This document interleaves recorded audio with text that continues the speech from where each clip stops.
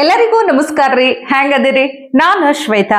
ಜಗತ್ತೇ ನಡೆದಿರೋ ಸುದ್ದಿನ ನಮ್ಮ ಉತ್ತರ ಕರ್ನಾಟಕ ಭಾಷೆದಾಗ ಹೇಳಲಿಕ್ ಬಂದೀನಿ. ಮಸ್ತ್ ಚಾ ಕುಡ್ಕೋತ ಖಡಕ್ ಮಿರ್ಚಿ ಮಡ್ಡಕ್ಕಿ ನೋಡ್ರಿ.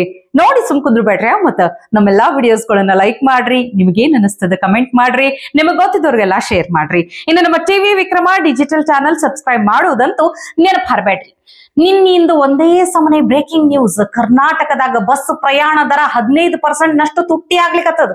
ಕರ್ನಾಟಕ ರಾಜ್ಯ ಸಚಿವ ಸಂಪುಟ ಸಾರಿಗೆ ಬಸ್ ಪ್ರಯಾಣ ದರನ 15% ಏರಿಕೆ ಮಾಡ್ಲಿಕ್ಕೆ ಒಪ್ಪಿಗೆ ಕೊಟ್ಬಿಟ್ಟೈತಿ.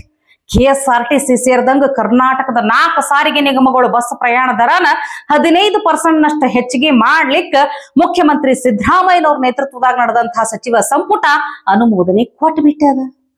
ಈಗ ಪ್ರಶ್ನೆ ಏನು ಅಂದ್ರೆ, ಯಾಕಪ್ಪ ಈ ರೇಟ್ಗಳು, ಈ ಎಲ್ಲಾ ಹೊಸ ರೇಟ್ ಈಗ ಜನವರಿ 5ರಿಂದ ಶುರು ಆಗ್ತದ, ತುಟ್ಟಿ ಆಗ್ಲಿಕ್ಕತ್ತದ. ಸಿಎಂ ಸಿದ್ದರಾಮಯ್ಯನವರೇ ದಿನ ಮುಂಜಾನೆ ಆದ್ರ ಸಾಕು ಒಂದಲ್ಲ ಒಂದು ರೇಟ್ ಹೆಚ್ಚು ಮಾಡ್ಕೊಂತ ಕನ್ನಡಿಗರ ರಕ್ತ ಹೀರ್ಲಿಕತ್ತೀರಿ. ಕಾಂಗ್ರೆಸ್ ಸರ್ಕಾರ ಅಧಿಕಾರಕ್ಕೆ ಬಂದ ಮ್ಯಾಲ ಬರೇ ಬೆಲೆ ಏರಿಕೆ, ದರ ಏರಿಕೆ ಪ್ರಸ್ತಾವನೆ ಇದೇ ಸುದ್ದಿಗಳೇ ಕೇಳುವುದಾಯ್ತು ಅಂತ ವಿರೋಧ ಪಕ್ಷದವರು ಶಿಸ್ತು ಬೈಲಿಕತ್ತಾರೀಗ. ಈಗ ನೋಡ್ರಿ ನೀವು, ಸರ್ಕಾರ ಅಧಿಕಾರಕ್ಕೆ ಬಂದಾಗಿನಿಂದ ಪೆಟ್ರೋಲ್ ರೇಟ್ ಹೆಚ್ಚಾಯ್ತು, ಡೀಸೆಲ್ ರೇಟ್ ಹೆಚ್ಚಾಯ್ತು, ಆಸ್ತಿ ತೆರಿಗೆ ಏರಿಕೆ ಅನಿವಾರ್ಯ ಅಂತಾರ, ಮುದ್ರಾಂಕ ದರ ಏರಿಕೆ ಅನಿವಾರ್ಯ ಅಂತಾರ. ಆದ್ರೆ ಈಗ ಸಿದ್ದರಾಮಯ್ಯನವರು ಈ ಬಹುಶಃ ಚುನಾವಣೆ ಟೈಮಿಗೂ ಅಥವಾ ಅಧಿಕಾರಕ್ಕೆ ಬರೋದಕ್ಕಿಂತ ಮೊದಲ ಒಂದು ಮಾತಾಡಿದ್ದ ವಿಡಿಯೋ ಈಗ ವೈರಲ್ ಆಗ್ಲಿಕ್ಕತ್ತದ. ಈ ಟೈಮಿಗೆ ಹೆಂಗ್ ಹೇಳ್ತಾರ ಕೇಳ್ರಿ ನೀವು. ಅಧಿಕಾರಕ್ಕೆ ಬಂದೆ, ಗೊಬ್ಬರದ ಬೆಲೆನೂ ಕಡಿಮೆ ಮಾಡ್ತೀವಿ, ಗ್ಯಾಸ್ ಬೆಲೆನೂ ಕಡಿಮೆ ಮಾಡ್ತೀವಿ, ಪೆಟ್ರೋಲ್ ಬೆಲೆನೂ ಕಡಿಮೆ ಮಾಡ್ತೀವಿ, ಡೀಸೆಲ್ ಬೆಲೆನೂ ಕಡಿಮೆ ಮಾಡ್ತೀವಿ, ಗೊಬ್ಬರದ ಬೆಲೆನೂ ಕಡಿಮೆ ಮಾಡ್ತೀವಿ, ಗ್ಯಾಸ್ ಬೆಲೆನೂ ಕಡಿಮೆ ಮಾಡ್ತೀವಿ, ಪೆಟ್ರೋಲ್ ಬೆಲೆನೂ ಕಡಿಮೆ ಮಾಡ್ತೀವಿ, ಡೀಸೆಲ್ ಬೆಲೆನೂ ಕಡಿಮೆ ಮಾಡ್ತೀವಿ. ಆದ್ರಿಂದ ರಾಜ್ಯದ ವ್ಯಾಪ್ತಿಯಲ್ಲಿ ಬರ್ತಕ್ಕಂಥ ಎಲ್ಲ ತೀರ್ಮಾನಗಳನ್ನು ಕೂಡ ಮಾಡ್ತೀವಿ ನಾವು. ಹೇಳುವುದು ಒಂದು, ಮಾಡುವುದು ಇನ್ನೊಂದು, ನಂಬುವುದು ಹೇಗೋ ಕಾಣೆ ಪದ್ಮಾವತಿ ಪತಿ ತಿರುಪತಿ ಶ್ರೀ ವೆಂಕಟಾಚಲಪತಿ. ಮತ್ತಿನ್ನೇನ್ ಹೇಳ್ರಿ, ರಾಜ್ಯದ ವ್ಯಾಪ್ತಿಗೆ ಬರುವಂತ ಎಲ್ಲಾ ಬೆಲೆಗಳನ್ನು ಹೆಚ್ಚು ಮಾಡಿರುವಂತಹ ಸರ್ಕಾರ ಏನ್ ಹೇಳ್ತಾವತ್ತ, ಅದನ್ನ ಕಮ್ಮಿ ಮಾಡ್ತೀನಿ, ಇದನ್ನ ಕಮ್ಮಿ ಮಾಡ್ತೀನಿ ಅಂತ ಸಿದ್ದರಾಮಯ್ಯನವರು ಇಷ್ಟೊತ್ತು ಭಾಷಣ ಮಾಡಿದ್ದೇ ಬಂತು. ಆದ್ರ ಹೇಳಿದ್ದನ್ನ ಯಾವುದೂ ಖರೆ ಮಾಡಿಲ್ಲ. ನನ್ನ ಕಡೆಯಿಂದ ಒಂದು ವೈಯಕ್ತಿಕ ಮನವಿಯರಪ್ಪ, ನೀವು ಇದ್ರ ರೇಟ್ ಎಲ್ಲ ಕಡಿಮೆ ಮಾಡ್ಲಿಕ್ಕೆ ಹೋಗ್ಬೇಡ್ರಿ, ಹೇಳಕ್ನೂ ಹೋಗ್ಬೇಡ್ರಿ. ಸ್ವಲ್ಪ ಸುಳ್ಳು ಗೊಳ್ಳು ಹೇಳುದನ್ನ ಕಡಿಮೆ ಮಾಡಿದ್ರೆ ದೊಡ್ಡ ಉಪಕಾರ ಆಗ್ತದಂತ ಕೇಳ್ಕೊಳಿಕತ್ತಿ ನೋಡ್ರಪ್ಪ. ಈಗ ಅದು ಬಿಡ್ರಿ, ಈಗ ಸಾರಿಗೆ ಮಂತ್ರಿ ರಾಮಲಿಂಗಾರೆಡ್ಡಿ ಅವರನ್ನ ಕೇಳ್ತಾರ, ಈ ಟೈಮ್ನಾಗ ಇಷ್ಟ ಯಾಕೆ ರೇಟ್ ಹೆಚ್ಚಿಗೆ ಮಾಡ್ಲಿಕ್ಕತ್ತೀರಿ 15% ನಷ್ಟ ಅಂತ ಕೇಳಿದಾಗ ಭಾರಿ ಆಶ್ಚರ್ಯ ಆಯ್ತು. ಅವ್ರ ಉತ್ತರ ಕೇಳಿ ಫುಲ್ ಲೆಕ್ಕಾಚಾರ ಸಮೇತ ಯಾವ ವರ್ಷದಿಂದ ರೇಟ್ ಹೆಚ್ಚಾಗಿಲ್ಲ, ಈ ನೌಕರರ ಪಗಾರದ ಖರ್ಚು ಎಷ್ಟಾಗ್ಲಿಕ್ಕತ್ತದ, ಡೀಸೆಲ್ ಖರ್ಚು ಎಷ್ಟಾಗ್ಲಿಕ್ಕತ್ತದ, ಫುಲ್ ಅಂಕಿ ಅಂಶಗಳ ಸಮೇತ ಹೇಳ್ತಾರ. ಕೇಳ್ರಿ ಒಂದ್ಸಲ. ಹೆಚ್ಚಳ ಯಾಕೆಂದ್ರೆ 2020 ಜನವರಿ 25ನೇ ತಾರೀಕು ಟಿಕೆಟ್ ದರ ಏರಿಸಿದ್ದು ವಾಯು ಕರ್ನಾಟಕ, ಕಲ್ಯಾಣ ಕರ್ನಾಟಕ, KSRTCನಲ್ಲಿ. BMTCನಲ್ಲಿ 2014ರಲ್ಲಿ ಟಿಕೆಟ್ ದರ ಏರಿಸಿದ್ದು. 2014 ಅಂದರೆ 10 ವರ್ಷ ಆಯಿತು. ಇದು 2020 ಜನವರಿ ಅಂದರೆ ಈ ಜನವರಿ 25ಕ್ಕೆ 5 ವರ್ಷ ಆಯಿತು. ಹಿಂದೆ ಡೀಸೆಲ್ ಬೆಲೆ ಎಷ್ಟಿತ್ತು, ಸ್ಯಾಲ್ರೀಸ್ ಎಷ್ಟಿತ್ತು, ವೇರ್ ಆ್ಯಂಡ್ ಟೇರ್ ಎಷ್ಟಿತ್ತು, ಈಗ ಅದಕ್ಕೆ ಲೆಕ್ಕ ಹಾಕಿ ನಮ್ಮ ಸಂಸ್ಥೆಗಳವರು ಅಂದರೆ 4 ಕಾರ್ಪೊರೇಷನವರು ನಮಗೆ ಪ್ರಪೋಸಲ್ ಕೊಟ್ಟಿದ್ದರು. ಡೀಸೆಲ್ಗೆ ಒಟ್ಟು 5 ವರ್ಷಕ್ಕೆ ಮುಂಚೆ ನಮ್ಗೆ ಖರ್ಚಾಗ್ತಾ ಇದ್ದಿದ್ದು 9,16,00,000. ಇವತ್ತು 13,21,00,000. ಅಂದರೆ 4 ಕೋಟಿ ನಮಗೆ ಜಾಸ್ತಿ ಡೀಸೆಲ್ ಒಂದಿನಕ್ಕೆ ಖರ್ಚಾಗ್ತಾಯಿದೆ. ಸ್ಯಾಲ್ರೀಸು 2020ರಲ್ಲಿ 12,85,00,000 ಆಗೋದು ಒಂದಿನಕ್ಕೆ, ಈಗ 18,36,00,000 ಆಗ್ತಾಯಿದೆ. ಅಂದರೆ ಒಂದಿನಕ್ಕೆ ಸ್ಯಾಲ್ರೀಸೇ 6 ಕೋಟಿ ಜಾಸ್ತಿ ಆಗ್ತಾಯಿದೆ.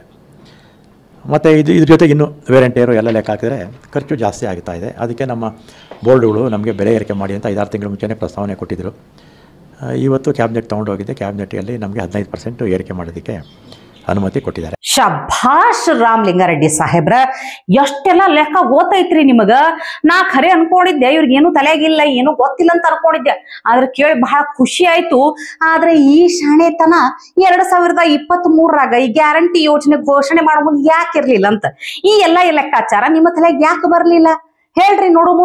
2014 ಹೇಳ್ತೀರಿ, 2020 ಹೇಳ್ತೀರಿ, 2023ರಾಗ ಈ ಎಲ್ಲ ಲೆಕ್ಕಾಚಾರ ನಿಮ್ ತಲೆಗೆ ಹೊಳೆದಿರ್ಲಿಲ್ಲೇನ್? ಮತ್ತ ಗ್ಯಾರಂಟಿ ಯೋಜನೆ, ಶಕ್ತಿ ಯೋಜನೆ ಅಂತ ಹೇಳಿ ಹೆಣ್ಮಕ್ಳಿಗೆ ಫ್ರೀ ಬಸ್ ಕೊಟ್ಟು ಬಿಟ್ರಲ್ಲ, ಯಾಕಂತ. ಅಷ್ಟೇ ಅಲ್ರಿ, ಪಾಪ ಗಣಮಕ್ಕಳಿಗೆ ಎಷ್ಟು ವಜ್ಜಿ ಮಾಡ್ಲಿಕ್ಕತ್ತಿರಲ್ಲ. ಮೊದ್ಲೇ ಹೆಣ್ಮಕ್ಳಿಗಂತೂ ಫ್ರೀ ಬಸ್ ಕೊಟ್ಬಿಟ್ಟಿರಿ, ಗಣಮಕ್ಳಿಗೆ ಮತ್ತೆ 15% ರೇಟ್ ಹೆಚ್ಚಿಗಂದ್ರ ಅವ್ರಿಗೆ ಇನ್ನಷ್ಟು ವಜ್ಜಿ ಆಯ್ತಲ್ಲ ಅಂತ ಕೇಳಿದ್ದಕ್ಕ ರಾಮಲಿಂಗಾರೆಡ್ಡಿ ಅವರು ಒಂದು ಮಾತು ಹೇಳ್ತಾರ, ಕೇಳ್ರಿ ನೀವು. ಗಂಡ್ಮಕ್ಳ ಮೇಲೆ ಹೊರೆ ಬಿತ್ತಲ್ಲ ಸರ್, ಪಾಪ ಅವ್ರು ಪಾಪದವರಾದ್ರು. ಈಗಾದ್ರೆ ಹೆಣ್ಮಕ್ಳು ಯಾರು ದುಡ್ಡು ಕೊಡೋದು? ತಂದೆ ಕೊಡ್ತಾರೆ, ಅಣ್ಣ ಕೊಡ್ತಾರೆ, ಅವರೇ ತಾನೇ ಕೊಡೋದು. ಡಿಫೆಂಡ್ ಮಾಡ್ಕೊತಾ ಇದ್ದೀರಿ ಸರ್, ಗಂಡ್ಮಕ್ಳು ಕಟ್ಲಿ ಇನ್ನೊಂದು ಸ್ವಲ್ಪ ಜಾಸ್ತಿ ಟಿಕೆಟ್ ದುಡ್ಡು ಅಂತ. ಹಾಗಂತಲ್ಲ, ಏನಾಗುತ್ತೆ, ಸಂಸ್ಥೆಗಳು ಉಳಿಬೇಕಾಗಿದ್ರೆ ಕೆಲವು ಸಂದರ್ಭದಲ್ಲಿ ಅನಿವಾರ್ಯವಾಗಿ ಮಾಡಬೇಕಾಗಿದೆ. ಅಲ್ಲ, ಎಷ್ಟು ಸಲೀಸಾಗಿ ಹೇಳ್ಬಿಟ್ರಂತ. ಹೆಣ್ಮಕ್ಳು ಎಲ್ಲಿಂದ ರೊಕ್ಕ ತರ್ತಾರ? ಅವ್ರ ತಂದೆ ಅವ್ರ ಅಣ್ಣನೇ ರೊಕ್ಕ ಕೊಡುದಿಲ್ಲ ಏನಂತ ಕೇಳ್ತಾರ. ಎಲ್ಲಿದ್ದೀರಪ್ಪ ಸ್ವಾವಲಂಬಿ ಹೆಣ್ಮಕ್ಳ? ಇವತ್ತಿನ ಹೆಣ್ಮಕ್ಳು ಅಡಿಗೆ ಮನೆಗೆ ಸೀಮಿತ ಆಗಿಲ್ಲ, ಎಲ್ಲರೂ ತಮ್ಮ ಸ್ವಂತ ದುಡಿಮೆ ಮಾಡ್ಲಿಕತ್ತಾರ, ಸ್ವಂತ ರೊಕ್ಕ ಗಳಿಸ್ಲಿಕತ್ತಾರ, ತಮ್ಮ ಖರ್ಚು ತಾವೇ ನೋಡ್ಕೊಳಿಕತ್ತಾರ. ಇಂಥ ಟೈಮ್ನಾಗ ಅವ್ರಿಗೆ ಬ್ಯಾಡ್ ಆಗಿದ್ದು ಫ್ರೀ ಬಸ್ ಕೊಟ್ಟು ಮ್ಯಾಲ ಎಲ್ಲಿಂದ ತರ್ತಾರಂತ ಕೇಳಿದ್ರ ಅವ್ರ ಅಪ್ಪ ಅವ್ರ ಅಣ್ಣ ಕೊಡ್ತಾರಂತ ಹೇಳ್ತಿರಲ್ಲ, ಎಷ್ಟು ಸಲೀಸಾಗಿ ಹೇಳ್ತೀರಿ. ಭಾಸಿಟ್ಟು ಬಂತ ನನಗೆ. ಸ್ವಾವಲಂಬಿ ಹೆಣ್ಮಕ್ಳು ಎಲ್ಲಿದ್ದೀರಿ? ಇವ್ರ ಮಾತು ಒಂದ್ಸಲ ಕೇಳಿ ನೋಡ್ರಿ. ಇನ್ನು ಉತ್ತರ ಪ್ರದೇಶದ ಬರೇಲಿದಾಗ ಮುಸ್ಲಿಮರೇ ಖುದ್ದು ಮಸೀದಿಯನ್ನು ಒಡೆದು ಹಾಕ್ಲಿಕತ್ತಾರ. ಈ ದೃಶ್ಯ ನೋಡಿ ಆಶ್ಚರ್ಯ ಆಯ್ತು. ಮೀರ್ಗಂಜ್ ಇಲಾಖೆ ತಿಲ್ಮಾಸ್ ಅನ್ನೋ ಊರಾಗ ಮಸೀದಿದು ಅಕ್ರಮ ಜಾಗನ ತಾವೇ ಬೀಳಿಸ್ಲಿಕತ್ತಾರ. ಸರ್ಕಾರಕ್ಕೆ ಸೇರಿದ ಜಾಗ ಇತ್ತಂತಿದು. ಆ ಜಾಗದಾಗ ಮಸೀದಿ ಒಂದಿಷ್ಟು ಭಾಗ ಕಟ್ಟಿದ್ರು. ಇದು ಬಹಳ ವರ್ಷಗಳ ಹಿಂದಿನ ಜಾಗ, ಇದು ಬಹಳ ವರ್ಷಗಳ ಹಿಂದೆ ಮಸೀದಿನೂ ಕಟ್ಟಿದ್ರು. ಇದ್ರ ಬಗ್ಗೆ ಲಕ್ಷ್ಯ ಕೊಟ್ಟಂತ ಅಲ್ಲಿನ ಜಿಲ್ಲಾಡಳಿತ ಮುಸ್ಲಿಮರಿಗೆ ನೋಟಿಸ್ ಕೊಡ್ತದ, ಮುಸ್ಲಿಂ ಕಮಿಟಿಗೆ. ಈ ನೋಟಿಸ್ ಸಿಕ್ಕಿದ ಕೂಡ್ಲೇನೆ ಮುಸ್ಲಿಂ ಸಮುದಾಯದವರೆಲ್ಲಾ ಕೂಡಿ ತಾವೇ ಆ ಅಕ್ರಮ ಜಾಗನ ಕೆಡವಿ ಹಾಕಿದ್ರು ನೋಡ್ರಿ.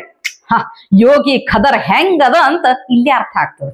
ಸರ್ಕಾರದ್ದು ಅಥವಾ ಸಾರ್ವಜನಿಕರ ಸಂಪತ್ತನ್ನು ಯಾರೇ ಕಬಳಿಸಿ ಕಟ್ಸಿದ್ರೂ ಅದನ್ನು ಸುಮ್ಮನೆ ಬಿಡುವುದಿಲ್ಲ ಅಂತ ಯೋಗಿ ಆದಿತ್ಯನಾಥ್ ಹೇಳಿದ್ರು. जिन्होंने सरकारी संपत्ति पर, सार्वजनिक संपत्ति पर कब्जा करके पिछली सरकारों के कार्यकाल के दौरान जिन्होंने अनैतिक रूप से, अवैध रूप से शासकीय संपत्ति पर, सार्वजनिक संपत्ति पर, गरीबों की संपत्ति पर, व्यापारियों की संपत्ति पर कब्जा किया हुआ है, पूरे प्रदेश के अंदर उस अवैध कब्जे से मुक्त करने के एक बृहद कार्यक्रम को आगे बढ़ा रही है.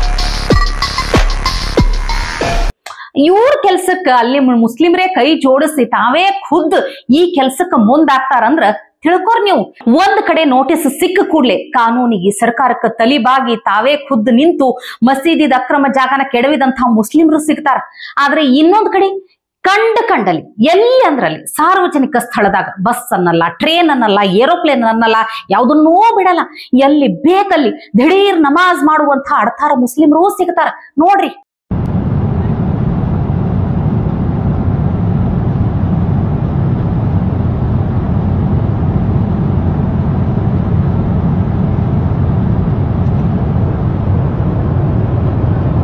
ಅಲ್ರಿ, ಇವ್ರಿಗೆ ಮಸೀದಿ ಅನ್ನೋದು ಯಾಕದಂತ ಗೊತ್ತೈತಿಲ್ಲ. ಅಲ್ಲಿ ಹೋಗಿ ನಮಾಜ್ ಮಾಡ್ಬೇಕು ಬಿಟ್ಟು ಈ ಟ್ರೇನ್ಯಾಗ ಓಡಾಡೋ ಮಂದಿ ಓಡಾಡೋ ಜಾಗದಾಗ ಅಡ್ಡ ಹಾಕಿ ನಮಾಜ್ ಮಾಡೋದು, ಏರೋಪ್ಲೇನ್ದಾಗ ನಮಾಜ್ ಮಾಡೋದು, ಬೇರೆ ಮಂದಿಗೆಲ್ಲ ತ್ರಾಸ್ ಕೊಟ್ರೆ ಇವ್ರಿಗೆ ಏನ್ ಖುಷಿ ಸಿಗ್ತದ, ಏನ್ ಹಿಗ್ಗಾಗ್ತದ ಅನ್ನೋದು ನನಗಂತೂ ತಿಳಿಯಲಾಗಿದೆ.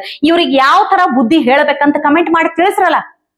ಇವತ್ತಿಗೆ ಇಷ್ಟು ಸುದ್ದಿ ಸಾಕಲ್ಲ, ನಾಳೆ ಇಂಥವೇ ಮತ್ತೊಂದಷ್ಟು ಸುದ್ದಿ ತರ್ತೀನಿ. ಚಾ ಇಟ್ಕೊಂಡು ಮಿರ್ಚಿ ಮಂಡಕ್ಕಿ ನೋಡ್ಲಿಕ್ಕೆ ಕಾಯ್ಕೊಂಡಿರಿ. ಟಿವಿ ವಿಕ್ರಮ, ದೇಶ ನಿಮ್ಮ ಕೈಯಲ್ಲಿ. ಈ ಕಾರ್ಯಕ್ರಮ ನಿಮಗೆ ಇಷ್ಟ ಆಗಿದ್ದಲ್ಲಿ ಲೈಕ್, ಶೇರ್ ಹಾಗೂ ಕಮೆಂಟ್ ಮಾಡಿ. ಟಿವಿ ವಿಕ್ರಮದ ಕಾರ್ಯಕ್ರಮಗಳನ್ನು ನಿರಂತರವಾಗಿ ವೀಕ್ಷಿಸಲು ಸಬ್ಸ್ಕ್ರೈಬ್ ಮಾಡಿ, ಬೆಲ್ ಐಕನ್ ಒತ್ತಿ.